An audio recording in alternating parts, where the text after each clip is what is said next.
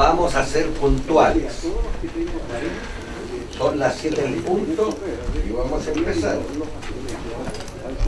Bueno, la sección Geografía de la Sociedad Chilena, Historia y Geografía, va a empezar con esta conferencia, la Sagrada Función del Cerro Santa Lucía y la Fundación de Santiago. Me voy a sentar.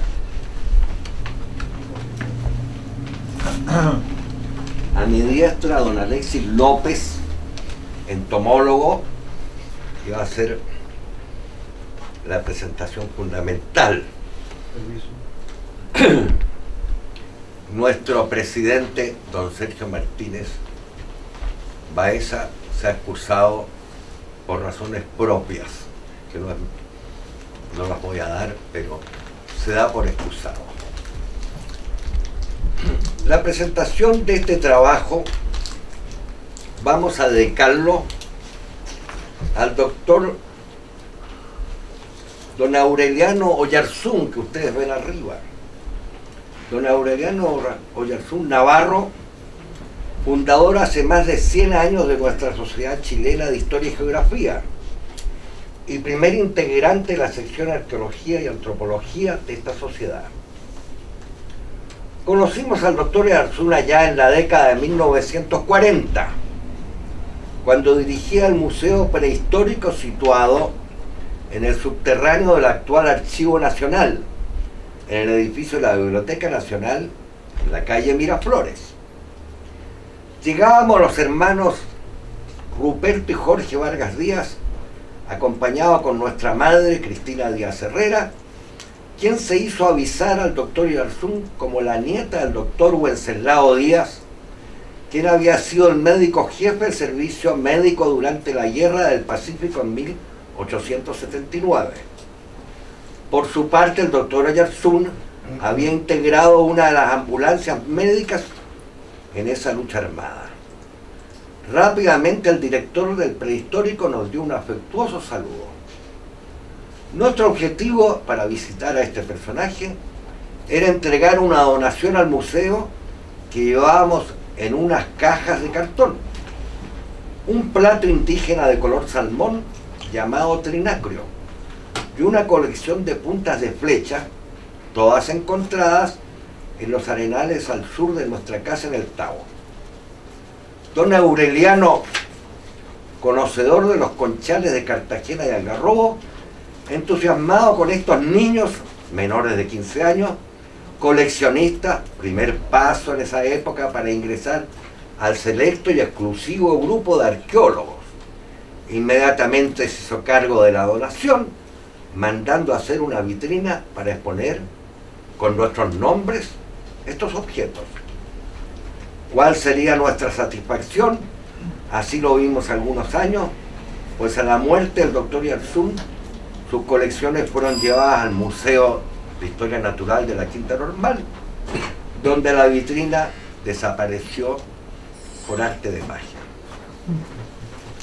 En la Sociedad Chilena de Historia y Geografía, la sección Arqueología hizo interesantes publicaciones en su revista y personalidades se integraron a la sección, y vamos recordando algunos, como el antropólogo alemán Max Uhle.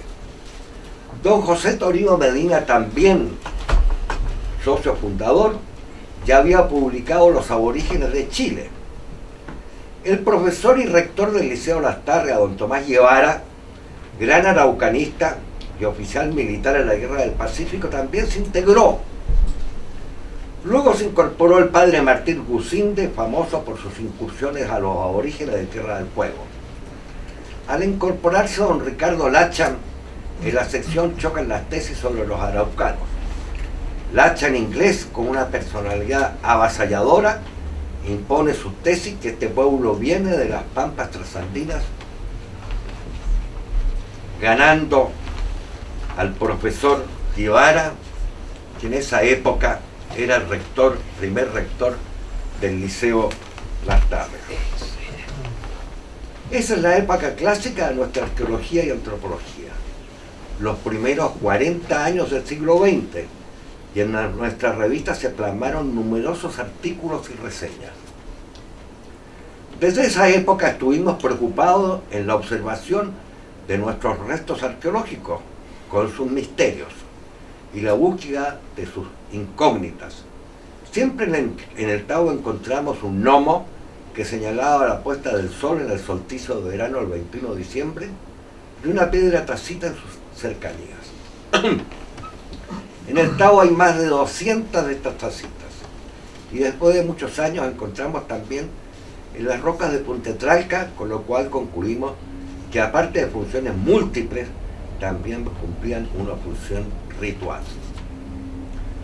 Fuimos por casualidad una vez a la llamada roca de la iglesia, descrita en los aborígenes de Chile, por don José Toribio Medina, en el sector de la cuesta de Chacabuco, y ahí también hay una tacita que no fue descrita por don José Toribio.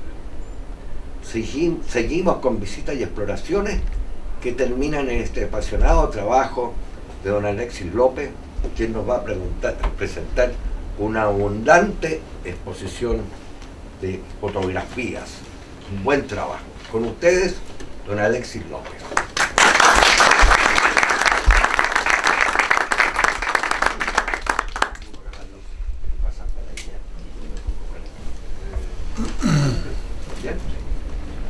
Vamos a apagar la luz de atrás, por favor. La que está encima. Yo sí. Quiero agradecerle a todos la asistencia hoy día y quiero comenzar este trabajo y esta presentación haciendo un experimento. Hoy día estamos a 18 de abril del 2013. Yo quisiera que ustedes por un instante traten de pensar qué estaban haciendo el 18 de abril hace 5 años atrás. Qué difícil, ¿eh? Difícil. ¿Por qué les pregunto esto? Porque de la historia de Chile, sus primeros 5 años se escribieron de memoria. No hay registro, no hay antecedentes que hayan sido escritos contemporáneamente. Y todo lo que se escribió en algún minuto, vamos a verlo, se perdió. Y con esto en la mente vamos a comenzar la conferencia de hoy día. Quiero partir saludando la presencia, por supuesto, del doctor Jorge Vargas, que ha sido el gran mentor de este trabajo que vamos a realizar el día de hoy. Un trabajo que se ha demorado 12 años en ver la luz. Quiero agradecer a Rubén Esteber, que está por ahí atrás, arqueólogo del Museo Nacional de Historia Natural, que me ha apoyado en la presentación. También a Gonzalo Sotomayor, historiador.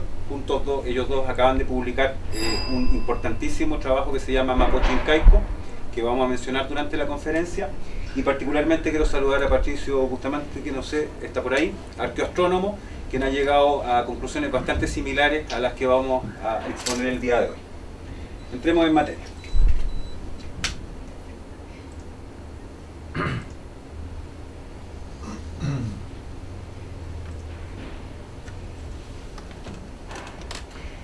Los primeros 5 años de la conquista de Chile por don Pedro de Valdivia carecen de documentos originales escritos durante ese periodo. Todo lo que creemos saber desde la llegada de los conquistadores al Valle del Mapocho hasta el presente está escrito básicamente de memoria con posterioridad a los hechos que se relatan. En efecto, el llamado libro Becerro, las actas de los cabildos de Santiago, cuyo original se quemó el 11 de septiembre de 1540 junto a la naciente ciudad y cuya primera parte fue reescrita en 1544, así como la crónica de Jerónimo de Vivar, que llegó a Santiago en enero de 1545, e incluso las propias cartas de Pedro Valdivia al rey, la primera fechada en agosto de ese mismo año, son escritos posteriores a los hechos que se relatan. Como señala el propio escribano Luis de Cartagena, al inicio de las nuevamente tranquilas actas del cabildo, se me quemó un libro en que estaban asentados los cabildos y acuerdos que vuestra señoría y mercedes habían hecho, así de la fundación de ella, como en los términos en que se le señalaron y el repartimiento de solares y chácaras y medidas que han de tener. Como si lo anterior fuera poco, a la primera de las crónicas escritas en Chile, y seguramente la mejor de todas, la crónica de Jerónimo de Vivar, justamente le falta el folio, la hoja número 21, donde precisamente se relata, o se debería haber relatado, la fundación de Santiago. Todos los cronistas posteriores simplemente reiterarán lo que fue escrito de memoria en las actas del Cabildo, o como veremos más adelante, derechamente imaginan la historia. Ni siquiera hay certeza respecto de la fecha de fundación de Santiago. El libro Becerro dice el 12 de febrero y Pedro Valdivia en 4 de sus cartas, nada menos, dice que fue el 24.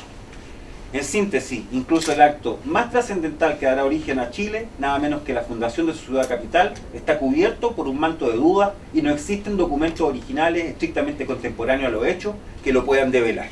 Ustedes hicieron el ejercicio de pensar 5 años solamente hacia atrás lo que estaban haciendo el mismo día de hoy, y por supuesto que es difícil. Imagínense en términos de la conquista y con todo lo que pasó en esos primeros 5 años. ¿Cómo entonces, transcurridos 472 años desde esos ya lejanos hechos, podemos llegar a saber hoy las olvidadas y poderosas razones que llevaron a Pedro de Valdivia a fundar y trazar la ciudad de Santiago a partir de la Plaza de Armas, precisamente en el lugar en que hasta hoy se encuentra y con la precisa orientación que presenta? Comencemos. Una ciudad desorientada. La orientación de la cuadrícula del centro histórico de Santiago tiene una desviación aproximada de menos 6 grados, más menos 1, es decir, inclinada respecto al oeste del polo norte geográfico y de unos 9 grados respecto del magnético, ya que la declinación magnética a la fecha es de 2 grados con 23 minutos, es decir, positiva. El centro de la ciudad está desorientado. Este hecho, que suele pasar desapercibido, ya que la variación es poco significativa, debería poderse explicar a partir del trazado original de la planta de Santiago, realizada supuestamente por el alarife Pedro de Gamboa, dado que la planta del centro histórico de la ciudad no ha sufrido variaciones de orientación desde su fundación. Ahí tenemos este mapa es una reconstrucción en realidad de Tomás Taller Ojea de Santiago en 1552, que es la que más se ocupa para todos estos estudios. Y se nota, está incluso enfatizado, diría yo, el ángulo de desviación respecto al norte geográfico. Al respecto, el historiador Diego Barros Arana señala: Valdivia procedió a trazar la ciudad. Un soldado español llamado Pedro de Gamboa, que en el Perú había desempeñado el oficio de alarife o director de obra y que más tarde ensordeció y perdió un ojo peleando contra los indios de Chile, fue el colaborador de Valdivia en estos trabajos. Y el mismo Valdivia en su carta al rey del 4 de septiembre del 45 expresa que considera dentro de sus funciones ser sumétrico, es decir, geométrico en trazar y poblar, alarife en hacer acequia y repartir agua, labrador y gañán en la cementera, mayoral y rabadán en hacer criar ganado y, en fin, poblador, criador, sustentador, conquistador y descubridor. Hacemos este énfasis porque habitualmente se señala que Pedro de Gamboa trazó la ciudad, pero los alarifes y la función de los alarifes nunca fue la traza de ciudades, eran oficiales públicos que certificaban cuestiones municipales como el reparto de agua, por ejemplo. Además, Valdivia sí tenía los conocimientos y las competencias técnicas necesarias para hacer el trazado. No olvidemos que era uno de los militares más brillantes de toda la conquista de América. Había estudiado en Milán 3 años en las ciencias de la guerra, entre otras cosas artillería, y para saber artillería hay que saber geometría. Sin embargo, y pese a que Valdivia efectivamente contaba con los conocimientos necesarios, además de la ayuda del alarife Gamboa, hasta hoy en día Santiago es una ciudad desorientada, ya que, como indicamos al principio, su cuadrícula se encuentra desviada en al menos 6 grados del norte geográfico. ¿Fue este hecho producto de un simple error de cálculo del conquistador o esta desviación tiene otra explicación? ¿Cómo se realizó el trazado? Aparentemente esto sí lo sabemos. Todos los cronistas afirman que se realizó a partir de la Plaza Mayor o Plaza de Armas, verdadero corazón, eje y sobre todo centro de la naciente ciudad. ¿O no? Una ciudad descentrada. Si observamos el sector limitado por el río Mapocho, la Alameda y Avenida Brasil, que era el área naturalmente limitada para fundar Santiago a la llegada de Pedro Valdivia, se aprecia que la Plaza de Armas no está en su centro.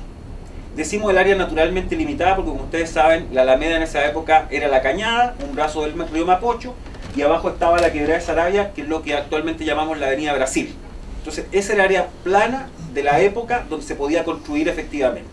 Y si observan, la Plaza de Armas no está en el centro geográfico o geométrico de esa área. De hecho, si queremos señalar aproximadamente cuál sería el centro, este se encontraría en la calle, en la esquina de Bandera con Compañía, y esto es aproximado incluso. ¿Ya? Pero claramente la plaza tiene un desplazamiento. La plaza no es el centro del espacio disponible para la fundación de la ciudad. Lo mismo ocurre si queremos restringir el área a las calles del supuesto trazado original de la ciudad. Desde la Plaza Mayor hay solo 3 cuadras hasta el río Mapocho y 4 hasta la actual Alameda, incluyendo cuadras dobles. La Plaza de Armas está claramente más cerca del límite norte, el río Mapocho, del área del trazado. Y cualquiera que camina de Alameda al día de hoy por el Paseo Humada hacia la plaza sabe que está más lejos la Plaza de Alameda que la Plaza del Río. Si revisamos el primer plano científico de Santiago de Amadeo Fresier de 1712, el desplazamiento al nororiente de la plaza es aún más evidente. El centro de la ciudad estuvo descentrado desde un comienzo. Como la ciudad ya había extendido su amplitud y se había expandido hasta llegar casi a la quebrada de Saravia, a Avenida Brasil, ahí se nota incluso más que la ciudad está hacia el norte y hacia el oriente. Y vamos a hacernos la idea del dámero ideal. Esto es 8 por 8 cuadras, 8 por 8 manzanas, ¿ya? Un área limitada por Maquíver, San Martín, San Pablo y Alameda. Es claro que el centro de la ciudad había estado en el cruce de las calles Bandera con Compañía y por ende también respecto a este plano ideal, la plaza está situada al norte y al oriente del centro geométrico. Lo podemos ejemplificar con el dámero de un tablero de ajedrez y ahí se nota claramente dónde estaría el centro y dónde está puesta la plaza. El centro está descentrado.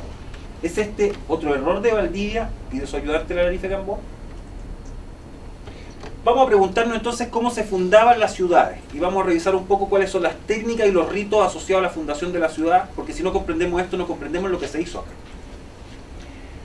Dice Joseph Ridgwell, que es el profesor emérito de arquitectura de la Universidad de Pensilvania, uno de los arquitectos más relevantes de la actualidad: estoy persuadido de que la estructura esencial del rito de fundación es más primitiva que la historia escrita de cualquier civilización.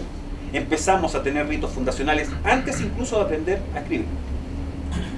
Dice José María Graciá, el doctor en arquitectura de la Escuela Técnica Superior de Barcelona, que es un estudioso muy importante respecto a los ritos fundacionales: los ritos de construcción y de fundación que propiamente corresponden a la arquitectura sagrada son una fijación del espacio y del tiempo en constante movimiento cíclico. Se establece realmente la cuadratura del círculo, que lo vamos a ver al final.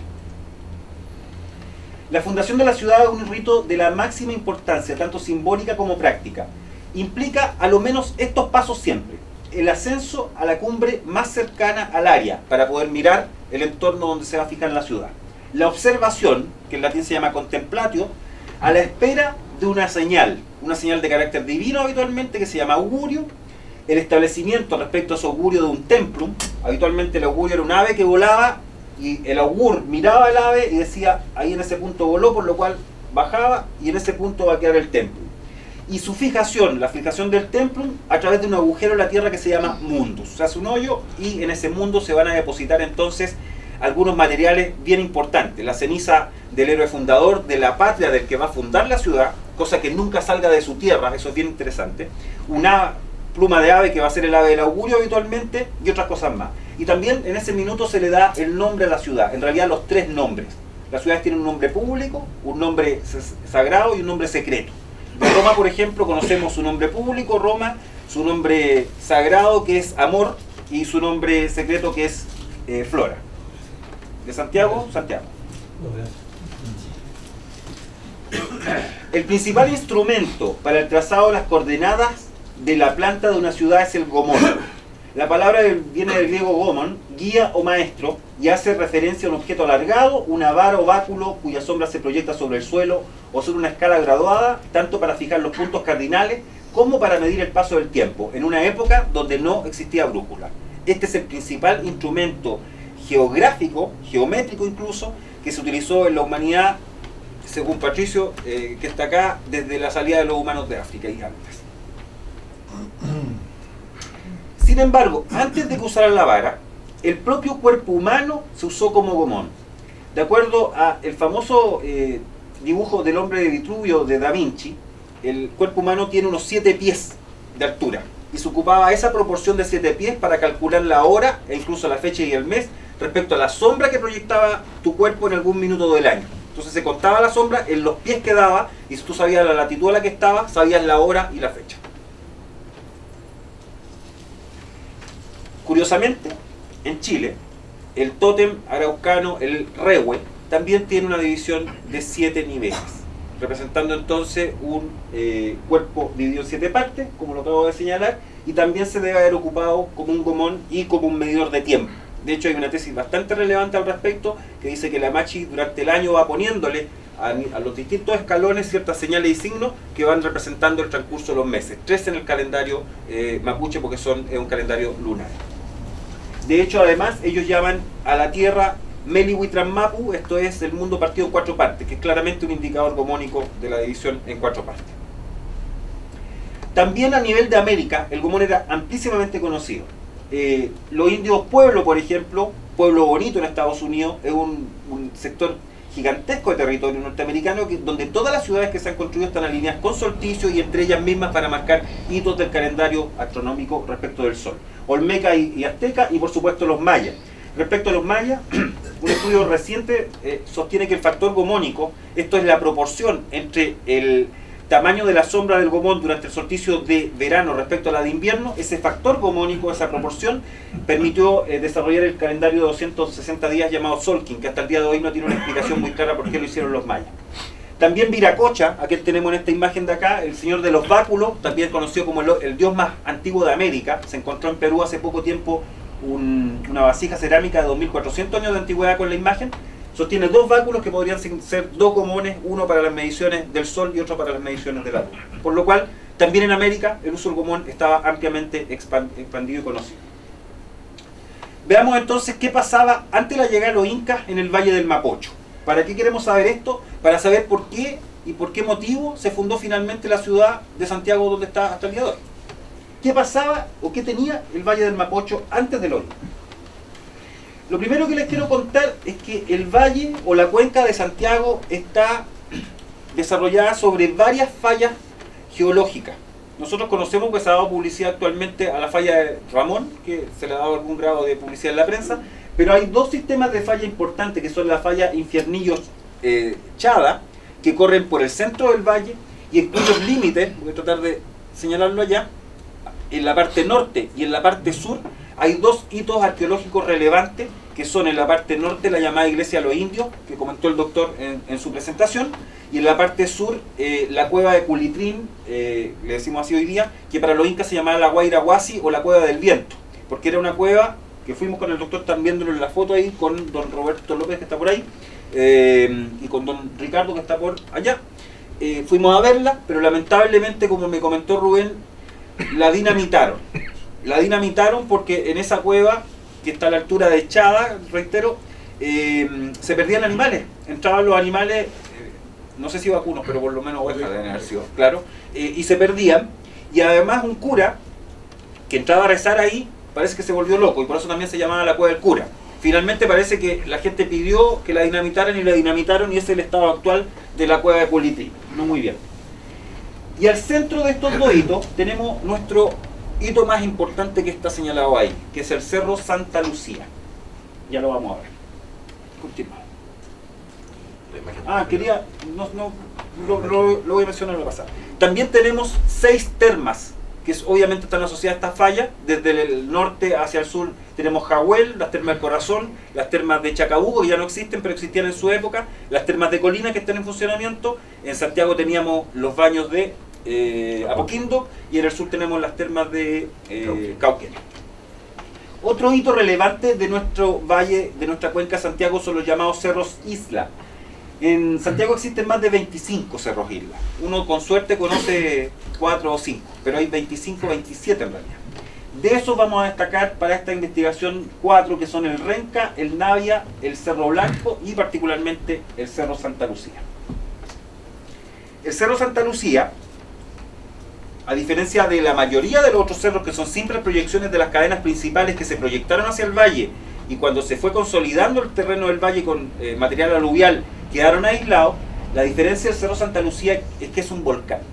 Esto se ha discutido en términos públicos a veces y dicen que sí, que son. Efectivamente, es un cono volcánico que hace unos 25 millones de años dejó de tener actividad y generó esas rocas que están ahí, que son basaltos columnares volcánicos. Le quiero dar las gracias a don Miguel Sauquich, que está acá, que nos confirmó, geólogo, esta información junto con uno de sus amigos geólogos.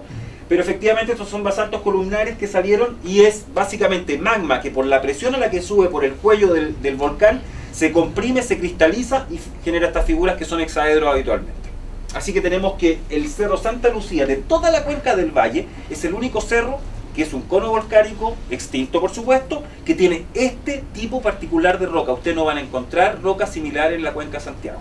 De hecho hay que subir hasta donde estuvimos con el doctor hace poco tiempo, en la frontera con Argentina, por el volcán Maipo, para encontrar basaltos columnares de esa naturaleza, muchísimo más grandes. Los registros más antiguos de la ocupación humana en la cuenca de Santiago tienen unos 10.000 años y probablemente se produjeron porque este valle, como es un valle que permite el paso hacia el sur, era ruta para todos los pueblos o las culturas que avanzaban hacia el sur. No hay mucho registro en el valle mismo de ese periodo. Este es el llamado periodo conocido como Paleo Indio, del 20.000 a.C. al 8.000 a.C., que fue seguido por el periodo arcaico. Y al periodo arcaico corresponde una o parte de las manifestaciones culturales más interesantes que tenemos en la cuenca de Santiago y alrededores, que son las llamadas piedras tacitas. Ustedes los que ven en el mapa es un registro, no de todas las piedras tacitas, eso se está haciendo. Tenemos acá a Marcos Moncada, que está ahí del grupo Piedras Tacitas de Viña del Mar, Valparaíso, que se están dedicando extensivamente a hacer el registro y catastro de todas las piedras tacitas que se pueden encontrar en este minuto. Teóricamente las piedras tacitas se ocupaban para moler algarrobo, la semilla del algarrobo que permitía hacer pan de paita y otras cosas, bebidas alcohólicas, pero nos llama la atención a nosotros que no están distribuidas las piedras exactamente donde están los algarrobos hoy en día, no sabemos tan bien en el pasado, pero un dato. De eso sería este registro de acá, que es tal vez lo que más nos interesa. Ahí tenemos al doctor Vargas y don Roberto López en un algarrobo gigante en la cuesta de Chacabuco, que son los pocos que quedan. Los algarrobos eran más grandes que eso. Quiero mencionar que durante la guerra de la independencia, O'Higgins mandó un propio al dueño de la hacienda y le dijo que necesitaba los algarrobos, los cortaron todos para hacer las cureñas de los cañones. Así que ese era el tamaño que tenían los árboles de la época, como para hacer cureñas de cañones. Tenemos acá dos piedras tacitas, en realidad tres, que son la de el Cerro Blanco, la vamos a ver más en grande, y estas dos de acá que las voy a mencionar a continuación en forma especial. Acá tenemos las piedras tacitas del Cerro Blanco, que es una plataforma de roca que estuvo cubierta de tierra hasta el año más o menos 65-70. El doctor, el hermano del doctor Vargas, don Ruperto Vargas, que es antropólogo, lo descubrió y se limpió este sector y se pusieron las piedras tacitas. Hoy día es monumento nacional, está bordeado con una reja y se puede ir a verlo sin subirse arriba. Así que están preservadas. Son cerca de 40 agujeros en la roca de distinto tamaño, algunos bastante grandes, y el área debe haber sido intensivamente ocupada. Hay una bonita vitrina de Serreytun, este artista plástico que hace los monitos y las maquetas de la época, que está en la estación Metro Cerro Blanco justamente, que se puede ir a ver. Pero más interesante quizás son estas dos de acá. Acá tenemos una piedra tacita y este plano lítico que está abajo, que supuestamente, y hasta donde tenemos los antecedentes, se extrajeron del Cerro Santa Lucía durante la obra de construcción que realizó don Benjamín Vicuña Maquena en 1872. El Museo Benjamín Vicuña Maquena nos ha estado ayudando, tratando de encontrar el dato, pero la verdad es que ha sido bien difícil y la persona no se acuerda mucho dónde lo encontró, así que vamos a esperar que eso se confirme para poder afirmarlo. Pero hasta donde sabemos, estas piedras salieron de allí y hoy día se encuentran en el muro de la casa de Vicuña Maquena, empotradas, y como también está la rueda de molino de la Quintrala, que es la que forma la base de la torre de la casa de Vicuña Maquena. Ahora, habrían estado en el cerro y probarían dos cosas. Uno, la piedra tacita, si asimilamos que son del arcaico, que puede ser, o puede que no, pero que tendría una ocupación en el sector del área del cerro muy antigua. Y segundo, este plano lítico, como nos mencionó Rubén Estever, corresponde al tipo de roca que se hacía en las huacas más importantes del Tahuantinsuyo por los incas. Lo que significa que los incas habrían resacralizado el cerro una vez que llegaron. Ahora reitero, hay que verlo.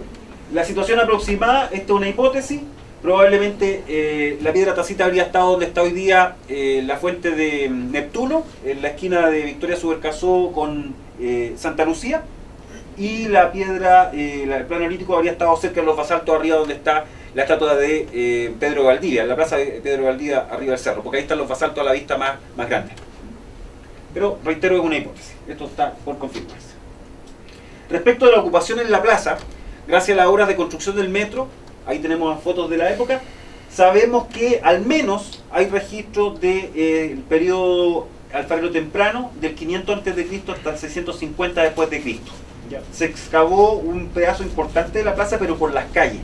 ¿Ya? La plaza interiormente no se excavó, aunque debo mencionar que, curiosamente, la fuente al centro de la plaza, que es la fuente del Chufo de Ayacucho, una fuente que iba a Perú y que tenemos nosotros en nuestra plaza, no sé por qué, se corrió 2 metros del lugar donde estaba originalmente.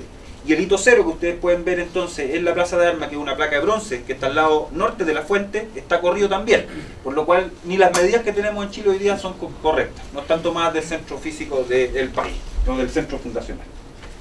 En particular nosotros queremos hacer mención de esto. Esta es una excavación que se llama el Pozo Teo 13, que es un pozo de la calle 21 de Mayo, casi esquina Monjita.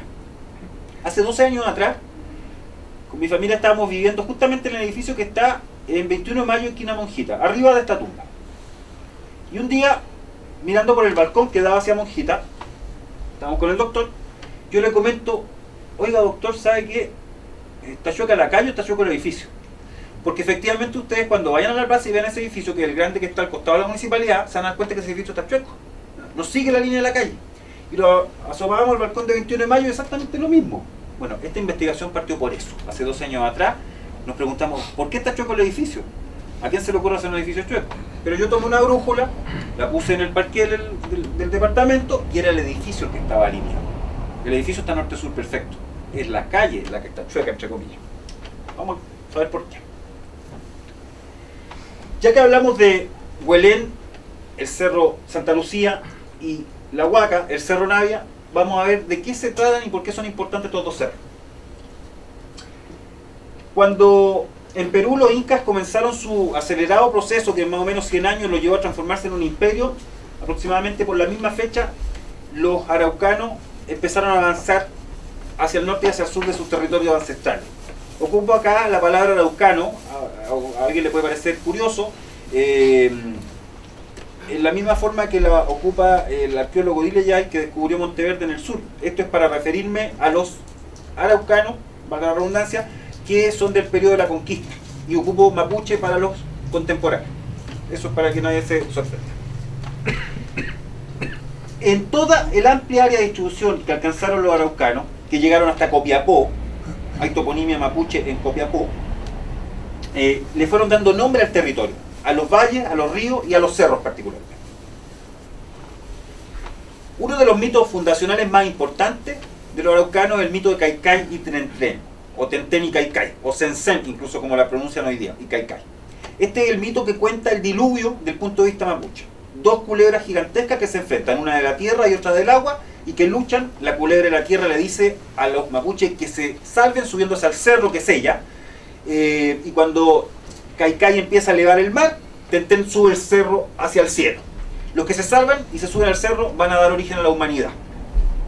Digo de paso que el diluvio ustedes saben que está en la Biblia, está en la epopeya de Gilgamesh, está en casi todas las culturas del mundo, y por ende si el diluvio no fue universal, por lo menos su mito sí lo es. De allí que los mapuches en su expansión territorial, en cada lugar al que llegaban, donde encontraban un cerro que por alguna característica particular les recordaba el mito fundacional, lo llamaban y denominaban inmediatamente un cerro Tenten o Sensen. Y de hecho tenemos alrededor de 15 cerros desde el sur hacia el norte, Tenten o Sensen, en por ejemplo Castro, Maullín, Bariloche, el lago Lácar, el lago Ranco, el Pellaifa, el Carahue, el Cholchol, el lago Yeuyeu, en Algol, en Arauco, el cerro Colo Colo, que está en Arauco, en realidad su nombre es Tenten, en Pelarco, aquí cerca, en Doñihue, los cabos Rubén Estever, con registro arqueológico, y en Quilimarí. E incluso hay uno en Ancash, en Perú. No sé por qué. El más nortino que tenemos está arriba en el mapa, el que está en Quilimarí, cerca de Los Vinos. Una vez que estos cerros son denominados cerros Tentén, inmediatamente son cerros consagrados, ceremoniales y rituales. Son cerros que de ese mismo instante representan un vínculo directo de los mapuches con su tierra y los conecta con su mito fundacional más importante, que es el del Inca. Pues bien, cuando los araucanos llegaron al Valle del Mapocho, de los más de 25 cerros islas en la cuenca, uno les llamó poderosamente la atención. No solo porque en su entorno ya existía un antiguo poblado, no solo por las formaciones rocosas que poseía, sino especialmente porque era una verdadera isla, que de modo evidente y por su propia naturaleza encarnaba el mito de Tentén y Caicay, la culebra de agua que rodeaba a la culebra de tierra que protegía a la isla. Entonces los araucanos le llamaron Huentén o Huetén, es decir, el nuevo lugar Tren Tren, el nuevo cerro Tentén. ¿Por qué decimos esto? Porque desde Vicuña Maquena se ha venido sosteniendo que el vocablo huelén quiere decir dolor o desdicha, y posteriormente se han añadido traducciones como maldito, lugar maldito, desgraciado, con desgracia, mala suerte y otros. Sin embargo, en mapudungún, ni dolor, que se escribe cutrán, ni maldito, que se escribe huechá, se escriben y se pronuncian como huelén. Y tampoco se encuentra huelén en ninguno de los diccionarios históricos de mapudungun de la época, por ejemplo el del padre Augusta y otros más que hemos revisado. No está la palabra. ¿Por qué? Porque huelén no es una palabra mapudungun, no es una palabra mapuche. Simplemente no existe en mapuche. ¿Ya? Y la traducción como dolor la inventa Vicuña Maquena y es un simple invento. Por todo esto, aquí sostenemos que el nombre original del cerro era Huentén y o Huetén, es decir, el nuevo lugar alto o cerro Tentén, porque fue el primer cerro de este tipo que los araucanos encontraron al llegar al Valle del Mapocho, porque cumplía con todos los requisitos físicos, simbólicos y rituales para ser asumido como tal, y porque además, como hemos señalado respecto a la piedra tacita y el plano no estaba, la piedra tacita que había existido allí previamente, ya había tenido carácter sagrado antes de su llegada. Además, la función más importante del cerro siempre fue proteger a la isla de Santiago de las frecuentes crecidas y desbordes del río Mapocho, de las que entre 1540 y el 2010 se produjeron más de 30, algunas realmente catastróficas. De hecho, en 1780, una de las más grandes, que se llamó la Avenida Grande, fue tan fuerte que Santiago quedó más o menos bajo 1,5 metros, 2 metros de agua. Murió una cantidad importante de personas ahogadas, pero más relevante para que se den cuenta de la magnitud de eso, fue que el curso del río Mapocho cambió. Y aquí lo tenemos, de acá, en celeste claro, es el curso antiguo del río Mapocho. Y en azul, está el curso actual del río Mapocho. ¿Por dónde iba el río originalmente? Esta de acá es la calle Rosa, y esta es la calle San Pablo, y esta es la calle Mapocho. Llegaban a la altura del Cerro Nave, ya nos vamos a detener con eso, seguía bajando y entraba a lo que se llamó después la laguna de Pudahuel. Este es el estado actual de la laguna de Pudahuel, si alguien no la conoce. Se va a hacer un parque inundable en la laguna de Pudahuel actualmente. Está ese proyecto y la profundidad de esto es de unos 4 metros, para que se den cuenta el cauce que lleva la época del río. ¿Ya? Siempre se inundaba esto y por eso está en este celeste puesto acá la área inundable. Por el otro lado del río tenía el brazo que es la Alameda, ¿cierto? La cañada que bajaba por la calle Ecuador y terminaba a la altura de las rejas, abriéndose en una especie de aguada, de un delta, y el agua se perdía. Y por eso esa zona se conocía como Chuchunco, que quiere decir en mapuche donde se pierde el agua, que es una de las traducciones posibles. ¿Ya? Entonces toda la zona donde está hoy día la Escuela de Investigaciones de Chile, en la división entre la Ruta 68 y Pajarito, toda esa zona era un sector inundado. ¿Ya? Y también acá tenemos, lo vuelvo a mostrar, la Avenida Brasil, que corre hasta el día de hoy la altura desde San Pablo hacia el sur, tiene declive. Entonces esto desaguaba parte del agua hacia este sector cuando había crecidas del río. Allá tenemos La Vega, que se llamaba precisamente La Vega porque era un sector de humedal, de Vega, y cuando el río se salía, incluso cuando no se salía, llevaba agua por lo que se llamaba en ese tiempo la Cañadilla, Camino del Inca o Avenida Independencia, ¿ya? Hacia el norte. ¿Por qué? Porque la isla de Santiago es, dentro del plano inclinado que representa la cuenca, el sector más alto de la cuenca. Ustedes para cualquier parte que caminan saliendo del centro del casco histórico van bajando físicamente, salvo que obviamente caminan hacia Providencia Las Condes. que ahí se están subiendo. Pero el sector céntrico de la cuenca, este es el sector elevado más importante. De hecho, acá abajo tenemos este perfil de la cuenca y uno no se suele dar cuenta de esto. En 30 y tantos kilómetros, 37 kilómetros, tenemos un desnivel entre los 2.700 metros, que no es la cumbre, pero es justo de la quebrada Ramón hacia abajo, del Cerro San Ramón, y abajo en Laguna Carén, 450 metros, en solamente 37 kilómetros. Eso casi equivale a tirarse por una pendiente, por un tobogán para el agua. Entonces, que Santiago se inunde cada una cantidad importante de años no era extraño, era lo habitual. 30 o 40 años. De hecho, Valdivia comenta ya en una de las primeras o segundas cartas que el primer año que estuvieron puestos en la isla, el invierno, una lluvia tan grande que pensábamos nos íbamos a ahogar, dice él. Y que le dicen los indios que ellos no, ni sus papás tampoco, pero sus abuelos le contaban que sus padres habían tenido una inundación igual. Es cíclico. Cada tantos años la ciudad se inundaba. ¿Y qué hacía el cerro? En esos casos hacía exactamente lo que estamos viendo en la imagen. Era un freno para que toda esta área no se inundaran, como lo vamos a ver también acá abajo. Continuamos. Respecto al Cerro Navia, muy poca gente lo conoce. Es un cerrito que está perdido hoy día en medio de una comuna, pero en su época, en la línea celeste abajo, tenemos el curso del río Mapocho, que es la actual avenida Mapocho. Y fíjense en esta punta que está acá. Esta curva tan marcada del cerro es claramente la calle Lomor, es producto del agua y tenía este divisor de agua. El cerro, del mismo modo, actuaba como un divisor de agua en las crecidas e impedía que se inundara hacia atrás el sector. ¿Ya? Sería interesante entonces hacer algún tipo de excavación, y no se han hecho, Rubén, en la parte de atrás del cerro. Yo lo conozco bastante y no hay registro en ese sector. Bueno, hay una cosa más respecto al Cerro Navia, y esto también es muy interesante. Resulta que detrás del Cerro Navia, hasta el día de hoy existe la avenida Huelén, que está marcada en amarillo ahí. Pero se llama avenida Huelén no porque le hayan puesto el nombre a la calle después, no.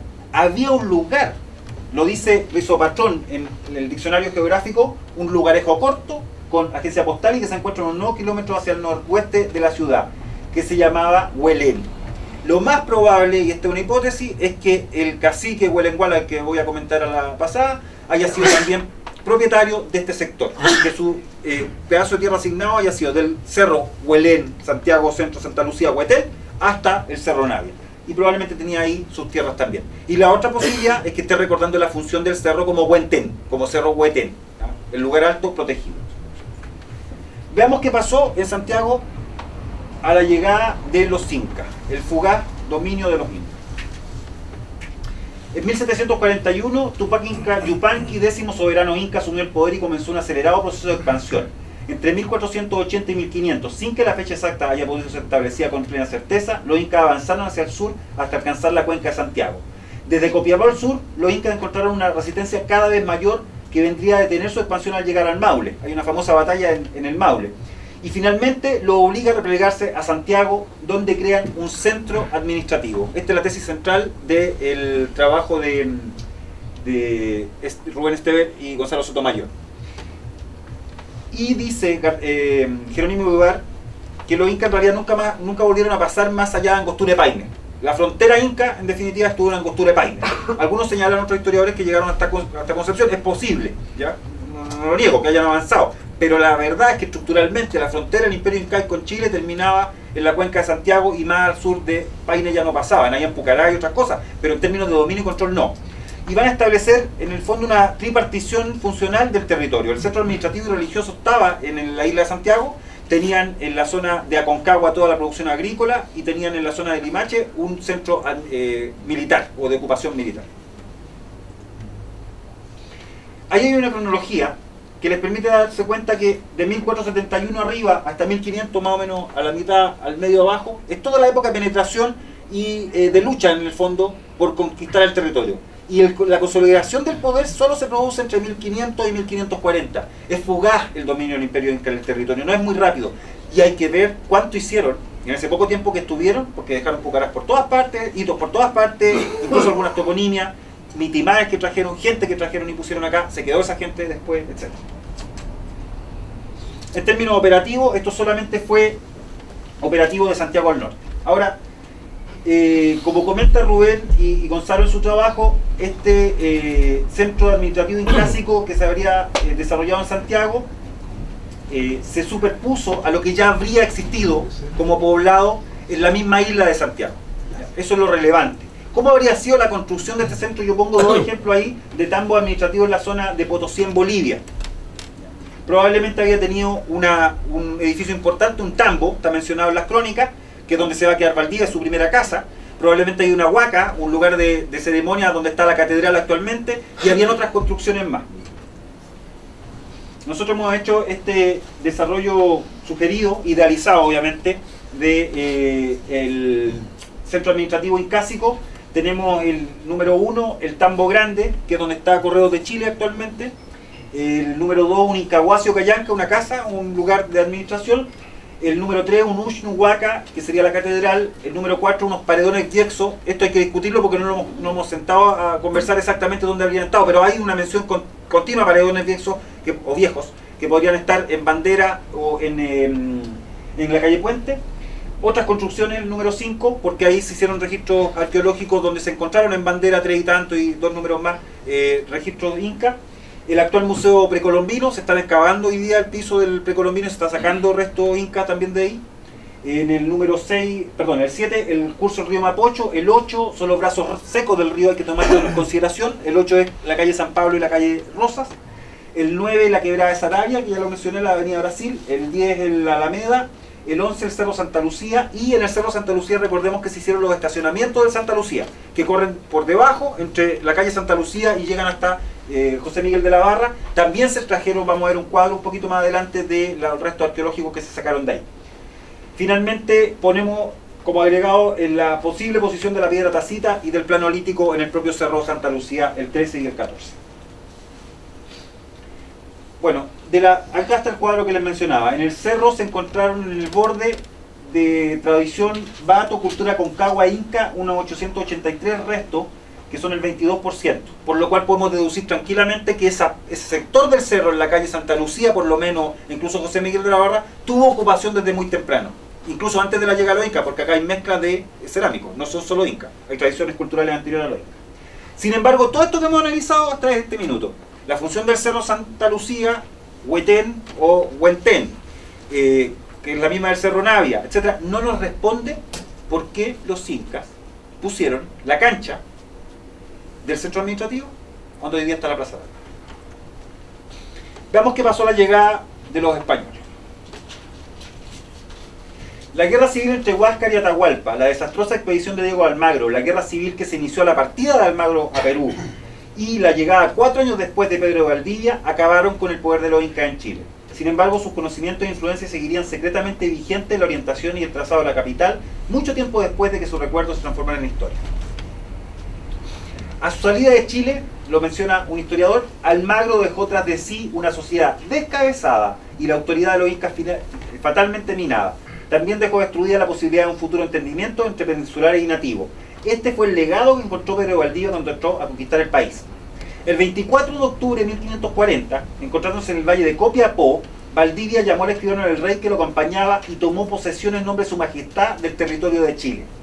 Esta toma de posesión es relevante para comprender las acciones de Valdivia de Copiapó en adelante y en términos jurídicos estrictos implica que él ya se encontraba actuando en el país como representante del rey, es decir, frente a sus nuevos súbditos indígenas. No podía actuar impunemente. Valdivia se cuidó mucho desde que toma posesión en adelante, incluso de antes, en actuar correctamente en cada lugar en que se encontró respecto a los derechos de los indígenas. No significa que no le hizo la guerra ni los mató, no tiene que ver con eso, tiene que ver con cómo operaba la lógica de toma de posesión del territorio y en particular qué podía tomar Pedro Valdivia en un momento determinado y que no podía tomar.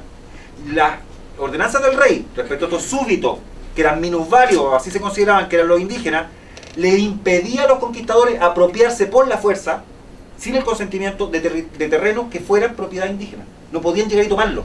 ¿Qué podía tomar Valdivia a la llegada sin pedirle permiso a nadie? Lo que le pertenecía a los incas. Porque como los incas ya lo habían conquistado y era propiedad del imperio inca, del inca mismo, y como Valdivia o los españoles habían derrotado al imperio inca, entonces eso pasaba a ser posesión del rey. Y eso sí tenía posibilidad de tomarlo sin consultarle a nadie porque eso le pertenecía por derecho propio al rey por conquista. ¿Se entiende? Bien. Valdivia había viajado acompañado de al menos 21 soldados que habían participado en la expedición de Almagro, entre ellos nada menos que su maese campo Pero Gómez de Don Benito, que va a aparecer mencionado después. Pero Gómez de Don Benito además estaba casado con Inca, eso es bien importante. Indudablemente, ellos lo habían informado de que el Mapocho era el mejor lugar disponible para fundar la capital de su gobernación, ya que allí se encontraba un centro administrativo incásico. El propio Almagro lo habría reconocido en Perú y sin duda el cacique Atepudo también debió confirmárselo al recibirlo al Vigo. Además, gracias a Jerónimo Vivar, sabemos que esa elección ya la había hecho mucho antes de llegar a Cuenca Santiago. Él, con toda su gente, se iba a poblar un pueblo como el del Cusco, a las riberas del río nombrado Mapocho. Así que ya sabía dónde venía. Pero lo curioso de todo esto es que cuando llega a Valdivia, no se viene directo a instalar a la isla del Mapocho. Se queda al frente, en la chimba, o lo que llamamos la chimba después, al lado del Cerro Blanco, que lo tenemos esta imagen antigua ahí, donde se alcanza a apreciar arriba de la ermita. En el Cerro Blanco Valdivia piensa fundar la ciudad, al norte del río, como las ordenanzas en genérico lo establecían, no al sur, y en un cerro donde sube, donde se hace la primera misa, se hizo una misa de Navidad ahí, donde se instala la primera capilla, la primera iglesia de Chile, que es la ermita de Montserrat, dedicada a la Virgen de Montserrat, la Virgen Negra que traía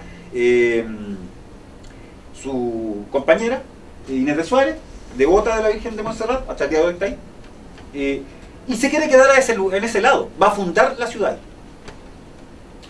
Los primeros 20 días venían sin batimento, sin comida, muertos de hambre, cansados. Acá había una guerra civil.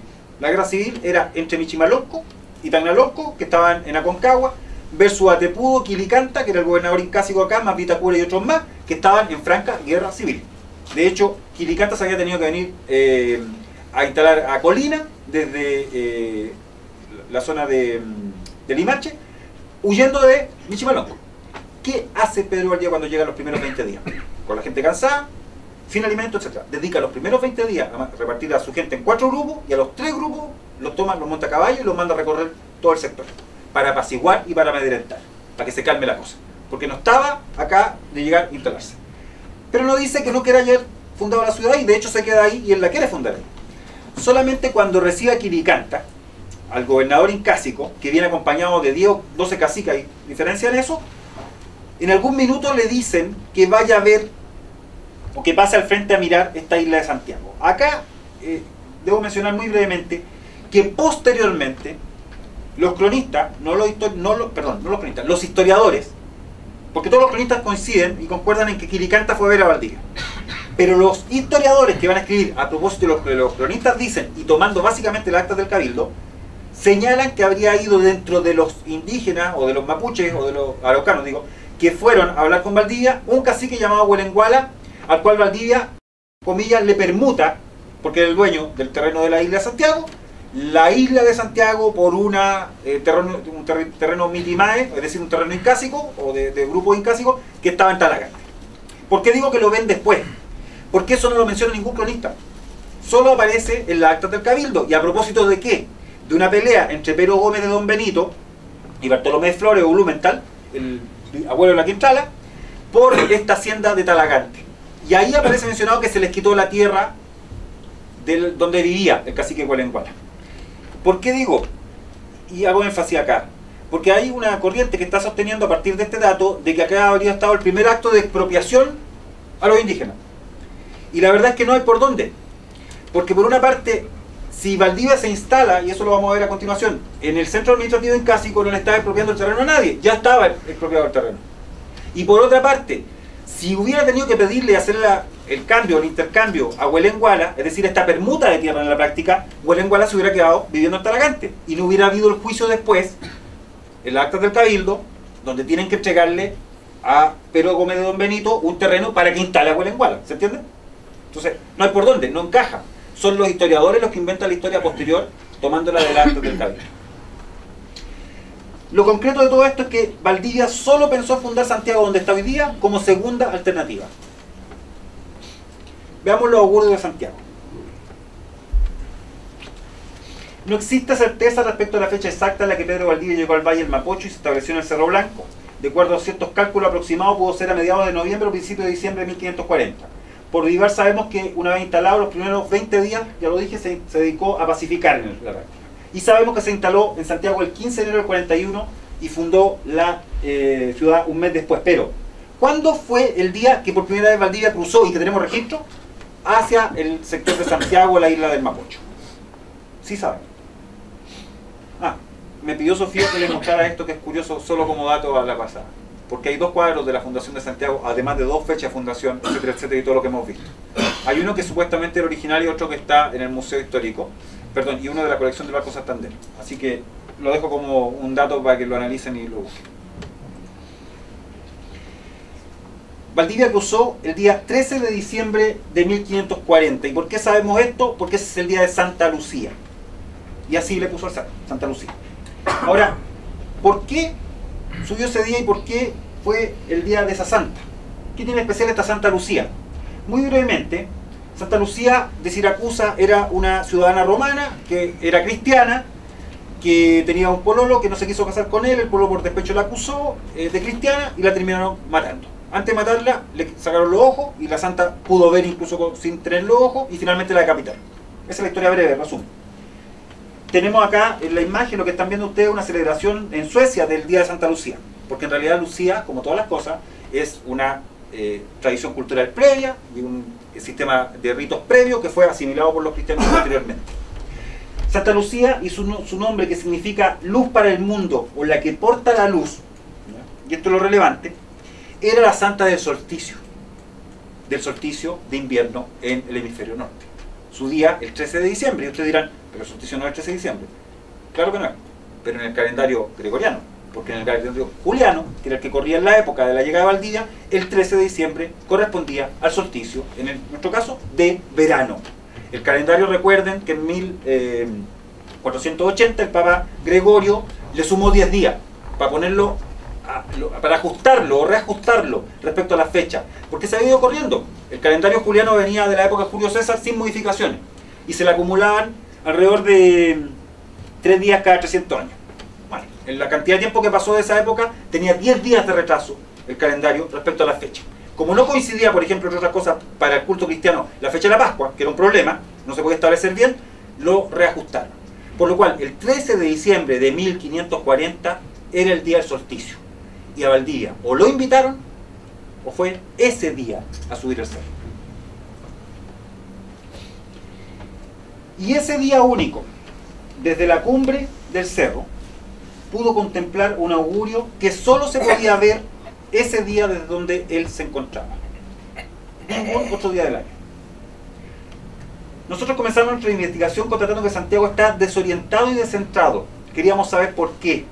Gracias a Santa Lucía, literalmente la portadora de la luz, la respuesta finalmente nos iluminó. Y aquí quiero hacer un resumen, porque la charla, yo les voy a presentar la mitad hoy día de la presentación. Porque si no, vamos a irnos de acá. No tenemos, a menos que estén cansados. ¿No? Ok. Entonces vamos a seguir. Alexis, ¿puedo hacer un alcance acerca de las fechas? Don Miguel. Durante los 70 años que duró la Unión Soviética, se celebraba la Revolución de Octubre.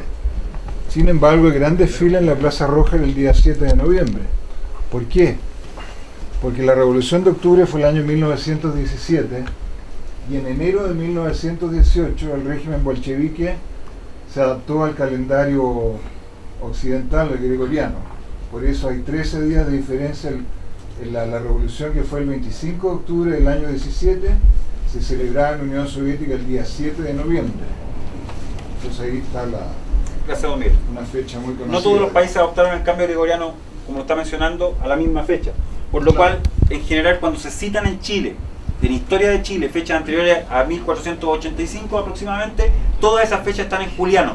1585. No tiene mucha importancia desde el punto de vista histórico normal, porque en general esas fechas no se asocian con eventos astronómicos. Pero en este caso en particular, el 13 de diciembre del solsticio, y eso sí es relevante. Hace unos 2000 años un pequeño niño fue enterrado, posiblemente dentro de su casa, en lo que hoy es la calle 21 de Mayo, casi esquina de Monjitas. Calle donde también vivían sus vecinos en el perímetro de la actual Plaza de Alba, un área que dejaron despejada. Quizá en la misma época los sabios de su pueblo tallaron una roca ritual en el pequeño cerro que protegía las islas de las frecuentes crecidas del río en ese lejano valle del sur del mundo, y quizá también ellos descubrieron el secreto. Y allí, a la sombra del cerro, ellos vivieron y prosperaron largo tiempo. Esa es la primera fundación de Santiago. Desde esa lejana época, diversos grupos humanos continuaron habitando el sector, hasta que hace unos 700 años una cultura íntimamente relacionada con la tierra llegó desde el sur a ese valle y reconoció en el cerro, la isla y el río la representación viviente de uno de sus mitos más sagrados y lo llamaron Cerro Huetén.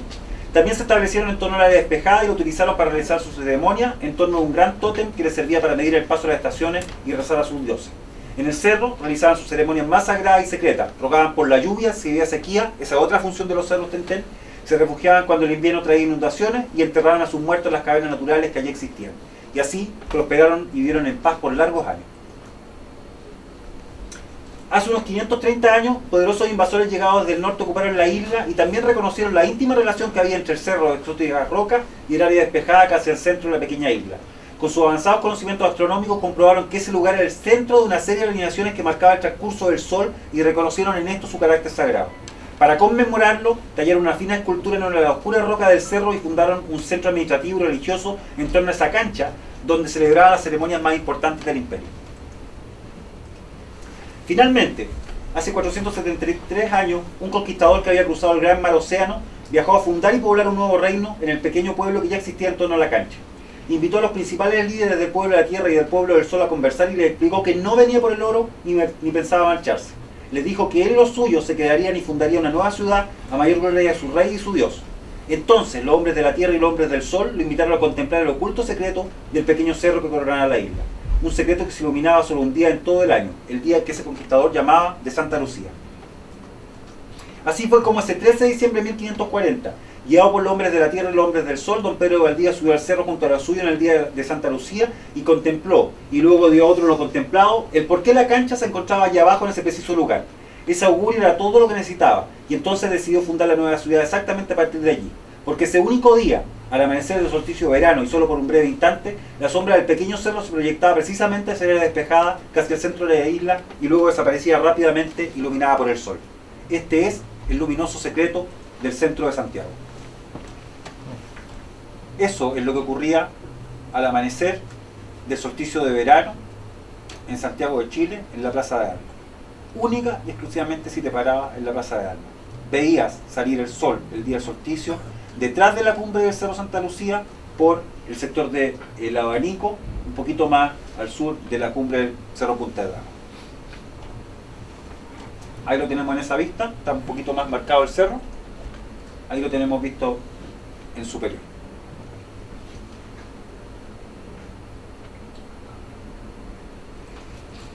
Ahí lo tenemos visto en una vista aérea.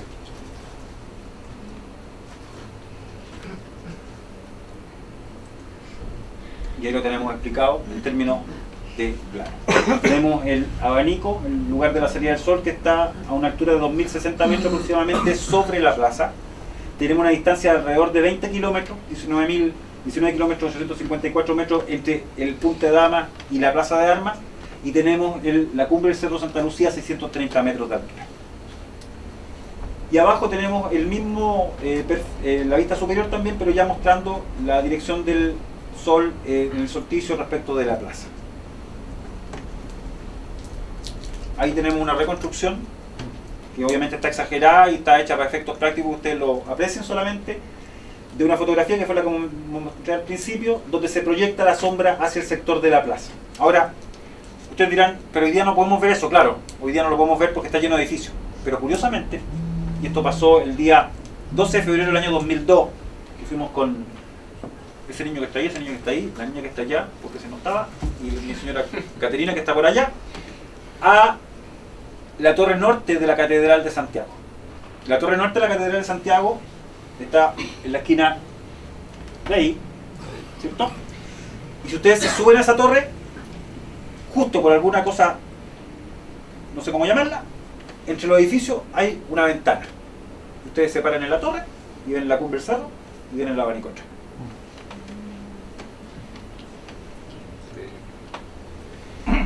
Las escenas que hemos relatado en las páginas anteriores son una pequeña licencia literaria que nos hemos permitido presentar para dar continuidad discursiva a lo expuesto durante esta conferencia. La alineación de la Plaza de Armas, el Cerro Santa Lucía y el abanico con la salida de sol durante el solsticio de verano, sin embargo, es un hecho físico, concreto, indiscutible. Es un hecho que literalmente viene produciéndose hace miles de años sin variación sustancial. y que pudo haber sido observado incontables veces por diversos observadores a lo largo del tiempo. No deseamos ni podemos determinar quién o quiénes fueron los primeros habitantes o culturas que se percataron de este hecho astronómico. No lo deseamos porque, en nuestro juicio, este es un tipo de conocimiento ancestral que no tiene un único depositario, y no podemos hacerlo porque no existe evidencia física, documental o histórica que nos permita hacerlo. Lo que resulta efectivo e indiscutible es que el único punto de la isla de Santiago desde donde este fenómeno anual puede percibirse es precisamente el área que ocupa la actual Plaza de Armas y que anteriormente ocupó la cancha incásica. Finalmente, lo que es efectivo sin duda alguna es que Pedro de Valdivia fundó y trazó la ciudad de Santiago a partir del centro de la Plaza de Armas y no de otro punto, ni menos de otra manzana, pese a que, como vimos, esta no era el área central del espacio naturalmente delimitado del que se disponía para fundar la capital. Este descentramiento nunca fue casual, ni fruto de la ignorancia o de la incompetencia. Lo que nosotros descubrimos al constatar esta alineación del solsticio fue que Santiago está fundada sobre un conocimiento geográfico y astronómico ancestral del que hasta ahora solo hemos sido ciegos herederos.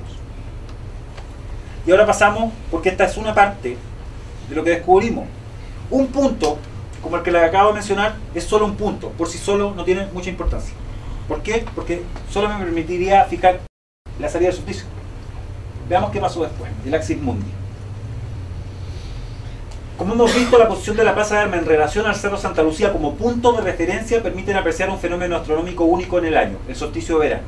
Este hecho es fundamental para comprender la elección del área de la plaza y anteriormente de la cancha como centro y eje del trazado de la ciudad. Sin un punto de referencia, resulta imposible establecer una línea visual para fijar la posición de un suceso astronómico respecto del horizonte. Ahí tenemos tres ejemplos. Tenemos un astrónomo que toma en la parte de arriba un telescopio, y tenemos un sistema de referencia donde el telescopio es la referencia para fijar la posición de la estrella. Está entonces el ojo del observador, el telescopio como punto de referencia y la estrella que está observando. Puesto en la Tierra es exactamente lo mismo. Tenemos el ojo del observador, un cerro en este caso, y el lugar por donde sale el sol. Pero también falta un tercer elemento, que es el tiempo, porque los sistemas coordenados no funcionan sin tiempo. Entonces abajo tenemos que solo funciona ese lugar y ese punto de referencia respecto a una fecha determinada, porque en otras fechas no está apuntando a donde mismo. Así que son las tres cosas que tienen que cumplirse para tener un sistema coordenado y de referencia. Sin un punto de referencia contra el cual observar y sin una determinación del tiempo en que se realizó la observación, la posición de un objeto celeste en el horizonte se vuelve indeterminable, y más aún, aunque pudiese observarse una vez, no podría volver a hacerse sin tener presentes esos dos ejes al menos. Hacemos esta pequeña introducción porque resulta relevante para comprender lo que sigue, ya que la elección del área de la Plaza de Armas no solo estuvo determinada por su relación con el Cerro Santa Lucía como punto de referencia y el solsticio de verano como evento, sino porque esta área es un verdadero axis mundi, un eje del mundo. Ahí tenemos los cuatro momentos: salida y puesta del sol en el solsticio de verano y salida y puesta del sol en el solsticio de invierno, y los cuatro lugares por los cuales ocurre esta salida y puesta del sol. En la salida del sol del solsticio de invierno, el sol sale un poquito más al norte del Cerro Litoria. Está el San Ramón, el Cerro El Plomo, el más grande, el Litoria, que es la cumbre que viene, y inmediatamente ahí viene por donde sale el sol. Y sale alineándose, y ahí lo están viendo los triangulitos, con el Cerro Manchón, el Cerro Canoitas, que son en la subida a la disputa de Las Condes, el Cerro Alvarado en Las Condes y el Cerro San Cristóbal en la Cuenca. Veámoslo. Eso es lo que se ve de la Plaza de Armas en la salida del sol en el solsticio de invierno. El sol aparece detrás del Cerro El Plomo y Litoria y sigue la dirección aparente de la ladera del Cerro San Cristóbal, que intersecta, como pueden ver ahí, con el perfil del Litoria y del Plomo.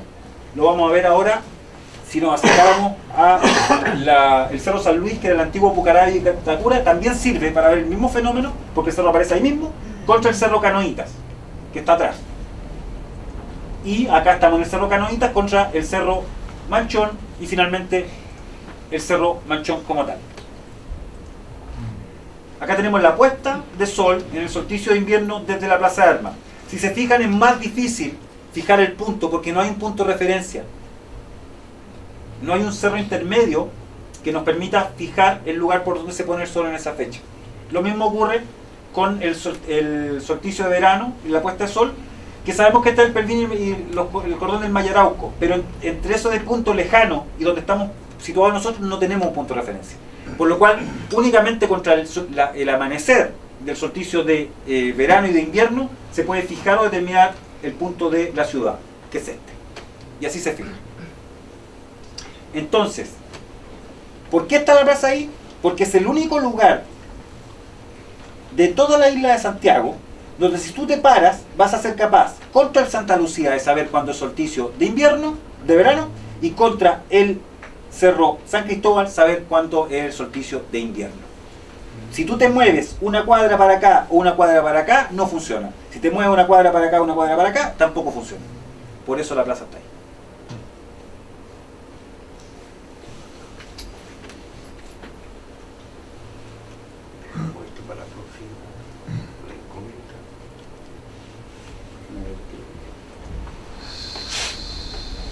Llegamos así, después de un ya extenso análisis, a responder por qué el área de la actual Plaza de Armas y de la anterior cancha incásica no se encuentra en el centro geométrico de la isla de Santiago. La plaza es un centro astronómico, un punto absolutamente único en todo el territorio donde las líneas de salida del sol durante el solsticio de invierno y de verano se intersectan, teniendo ambas un punto de referencia natural, definido e inamovible. La ladera del Cerro San Cristóbal contra el perfil de los cerros Plomo y Litoria en el caso de la primera, y el Cerro Santa Lucía contra la formación del Abanico en el caso de la segunda. Este hecho natural permitía que un observador situado en el centro de la plaza pudiese determinar las fechas de ambos solsticios con absoluta precisión sin requerir de ningún instrumento. En la práctica, esta área única actuó como un verdadero eje calendárico, permitiendo medir el transcurso de un año solar entre los dos eventos astronómicos que lo delimitan. Como ha quedado demostrado, el centro de Santiago nunca estuvo descentrado. Por el contrario, es el axis mundi, el eje del mundo, del que la ciudad ha nacido una y otra vez a lo largo de los siglos. Y lo vamos a dejar hasta aquí en esta oportunidad. Muy bien. Muchas gracias.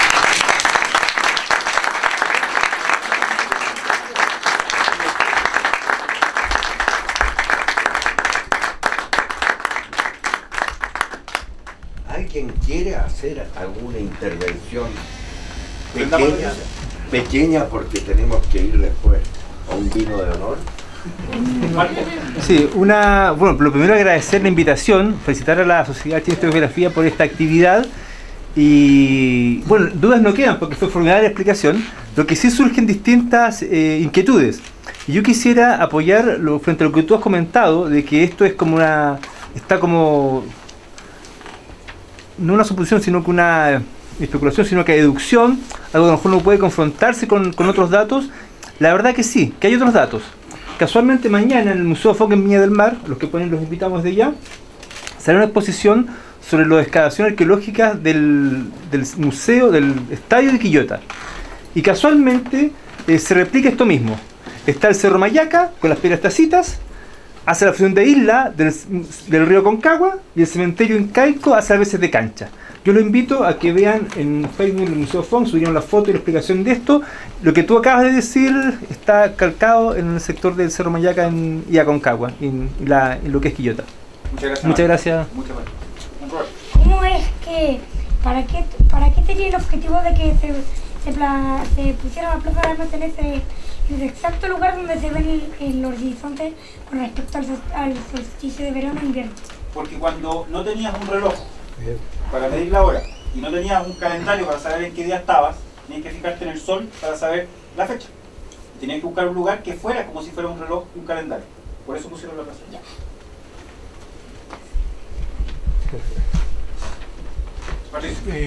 Yo la verdad te agradezco la invitación, estoy encantado de escuchar tu exposición. Coincide plenamente con lo que hemos encontrado. El profesor hizo un resumen muy chiquitito en un póster. Hay algunas diferencias del hombre de cerro porque depende del conocimiento. Incluso, por ejemplo, el cerro, el portezuelo del Inca, descubrimos que además se llama el Malpaso. Entonces depende de cómo uno lo nombre o cuál tome como referencia. Aparte, con esas pequeñas diferencias coincide exactamente con lo que hemos encontrado nosotros. Hay una diferencia de un grado entre el 5 y 6, pero eso se explica con la observación que se realiza. Está súper bien documentado. Yo creo que el trabajo que nosotros hemos estado haciendo con Ricardo, más tu trabajo, más el trabajo que hizo Rubén con el otro investigador, que no recuerdo, Gonzalo. Yo creo que da un salto tremendo al conocimiento de lo que fue la cuenca de Santiago. Ahora, hay mucha más gente que ha hecho excavaciones, pero esta visión estructurada de por qué, para qué, cómo funcionaba el sistema que existió previo a los españoles y probablemente previo a los incas, no se tenía hasta este año. Yo creo que es una cosa muy interesante que está ocurriendo y ojalá que podamos juntarnos y juntar toda la información y armar algo que refleje lo que ha estado. Habría que agregar todo el tema del Pucará de Chena, que es otro hito súper importante, y yo creo que es un cambio, un hito importante en la investigación de la arqueología y de la historia de la cuenca de Santiago.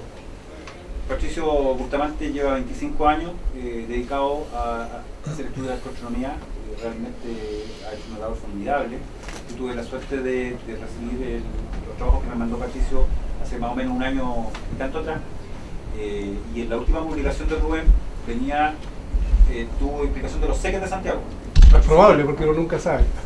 Por eso se pone los seques de Santiago en el Cerro Santa Lucía.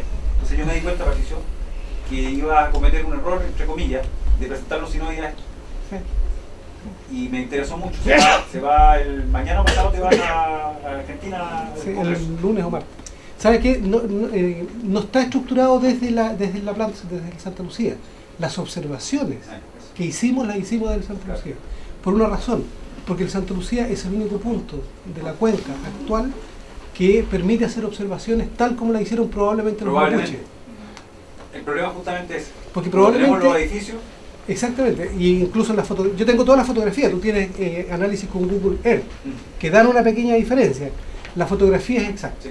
O sea, si uno se para, y yo me he dedicado durante años a sacar fotografías desde distintos puntos. Fotografiamos la salida y puesta del sol desde el Cerro Blanco, por ejemplo, desde el Cerro Santa Lucía, todas las puestas y salidas que hemos podido. Y así, desde las calles que dan orientaciones específicas, porque los antiguos no tenían instrumentos. O sea, tenían el gran instrumento que era el horizonte, pero sus observaciones no eran en base a cálculo matemático, era en base a observación empírica. Entonces, ¿qué es lo que hemos tratado nosotros de hacer? Es reproducir esa información empírica. Como desde la Plaza de Armas ya no se puede ver el horizonte de ninguna manera, no se puede reproducir eso, entonces tomamos el punto más cercano, que es el Santa Lucía. Aunque se producen pequeñas diferencias, es el único punto de donde nosotros podemos hacer la observación de tiempo. Por suerte, como comencé contando, el año 2000 estábamos viviendo en este edificio que está ahí al costado de la plaza.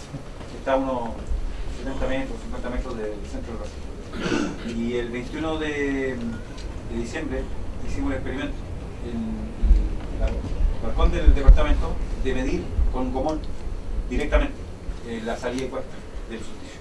Entonces ya sabíamos en 2002 que era la plaza la que generaba el alimento. Con esa medición empírica, porque no está basado en... Lo tengo que hacer, como muy bien dice Patricio, con el Google Earth, porque no se puede hoy día. De hecho, lo que vamos a hacer, y lo voy a tener incorporado en la publicación después, va a ser pedir permiso nuevo a la catedral, ir a tomar la foto de la alineación que se produce y que se puede ver, porque tenemos esa ventana maravillosa que nos dejó ahí, por alguna razón extraña, la ciudad, para poder ver la cumbre y la salida del sol. No sé si tienen alguna otra consulta. Mi nombre es Juan Croco, aficionado a estas cosas hace tiempo. Rubén tuvo la gentileza de decirme que está este reloj así. Y también me mandó el borrador de este estudio. Lo encontré sumamente interesante. Yo creo que, por ejemplo, Mercacha, hay una serie de cerros, incluso estoy viendo la muralla, que esta cuestión de la estrella de esto era realmente el reloj que tenía una suma importancia. Ahora, viendo la fecha, el año 1540, el solsticio exacto fue el 11 de diciembre. Ahora, el solsticio no hay siempre un más menos, porque esta cuestión no es como un reloj, sino que se da pero lo interesante es que el 13 de diciembre, fecha gregoriana, está haciendo la luna llena detrás del San Ramón. Fue el lunisticio en esa fecha. Entonces probablemente se está dando se conjugaron dos cosas. La luna saliendo con una luna llena detrás del San Ramón, digamos al norte del San Ramón, el lunisticio, y además la salida del sol del solsticio de verano, que yo creo que además como que fomentaba más este asunto. Me da la sensación que Pedro Valdivia era muy mariano, digamos. Entiendo que hay una virgen acá que trajo él acá y siempre tenía la impresión, que O sea, yo por lo que leí en algunas partes, esta imagen de la luna con la mujer y la Virgen tiene toda una simbología. Es decir, yo mientras veía el estudio, ¿A qué hora salía la luna llena? ese día se lo como a las 7 de la tarde. Ya, y el sol se estaba poniendo. No, probablemente, pero es que es los días. Sí, O es sea, que justamente Sarmiento Gamboa llega a dar, en ese momento, con los dos báculos, llega a la latitud. El día que se pone el sol a medida que sale la luna, o el día que se pone la luna a medida que sale el sol. Eso es interesante. Ahí vamos a mirar. Deme un segundito, doctor, ¿Esa para es mostrar la esto. salida de la luna? Sí, lo vamos a ver en la fecha. Me va a costar un poquito hacerlo acá, así que... La fecha gregoriana, me imagino. No, la ponen juliana. La ponen juliana. Ahora mira, el tema del solsticio, las fechas no son tan relevantes. ¿Por qué? Porque en el momento del solsticio el sol se mueve una décima de minuto de alto. Sí. Por lo tanto, entre un día y otro prácticamente no hay diferencia. Sí. Por eso se llama solsticio, porque se detiene El sol. durante aproximadamente 10 días. Pero interesante, justo el día 13, el día de la Virgen de Santa Lucía, se está levantando la luna al norte del San Ramón, en su solsticio. Se lo colora mejor.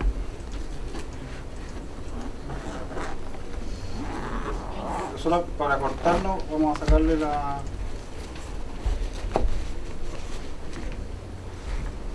tierra.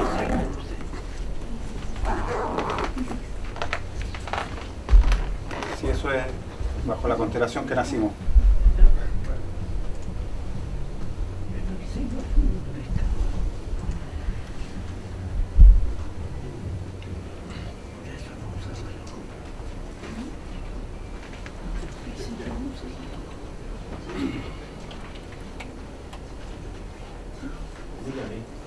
Fue más tarde. ¿A qué hora dices que fue? No sé, me pareció que como a las 7 de la tarde. 7 de la tarde. Sí. Pero estaba levantándose ese día, el 13 de diciembre, aparece en la primera.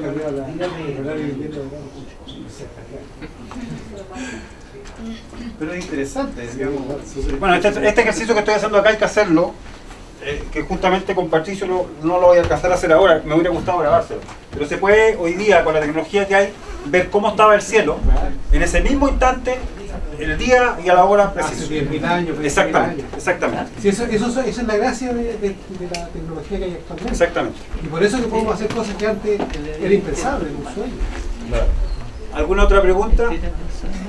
No es que tiene placas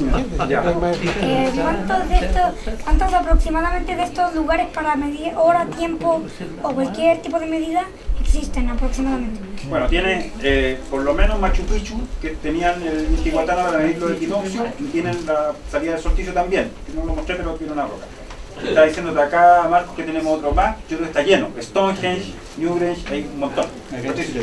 Otra cosa que hemos encontrado, que lo estamos discutiendo a raíz de tu trabajo, se lo mandé a Ricardo Moyano, porque él también tiene observaciones súper interesantes que aportar a lo que estamos haciendo.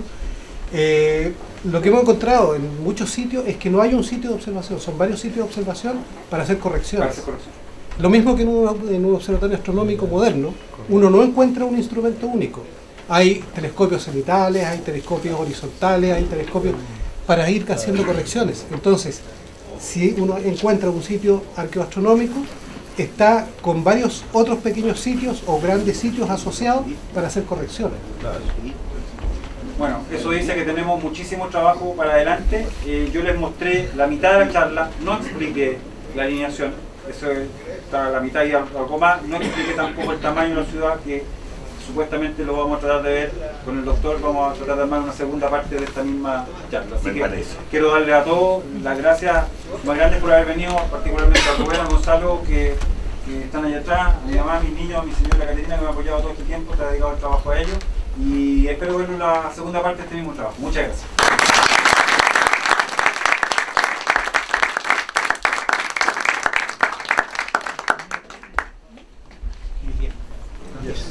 Estupendo. Ya, bueno, quizás Yo le rogaría que me lo que se mandaran. anotaran su nombre.